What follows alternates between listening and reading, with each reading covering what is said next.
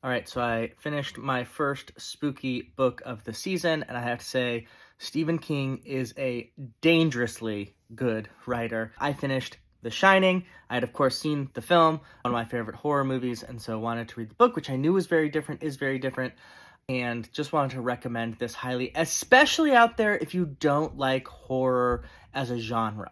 I actually am not a huge reader in the horror genre. I'm also not, I like horror movies generally, but I'm not like a huge fan.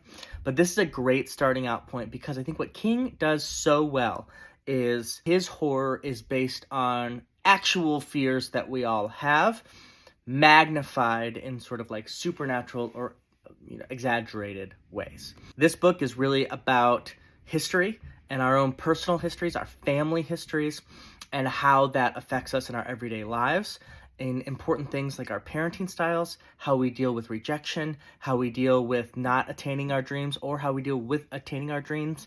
And I think all of us are a little afraid that we're going to repeat the sins of generations past, our parents, our grandparents, or even potentially things that we've done bad in the past repeating themselves worse.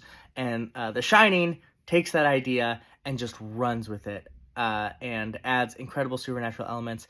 It is a creepy vibe, but actually, if I started talking about like the scariest scenes, it might not seem, that scary, but the whole aspect of this is wonderful. So I'm going to start Doctor Sleep immediately, the sequel to this. I'll let you know how I like that.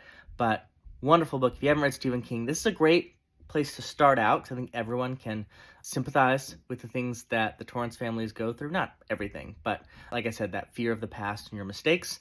It's not my favorite King. My favorite King is still Pet Sematary, but that one's a little bit more intense. But if you're looking for a spooky book and like also just like great writing, read Stephen King. This is probably his third or fourth book I've read. Like, I think in 100 years, people are going to be talking about Stephen King still. It'll be like the Edgar Allan Poe of our era. So check it out, The Shining.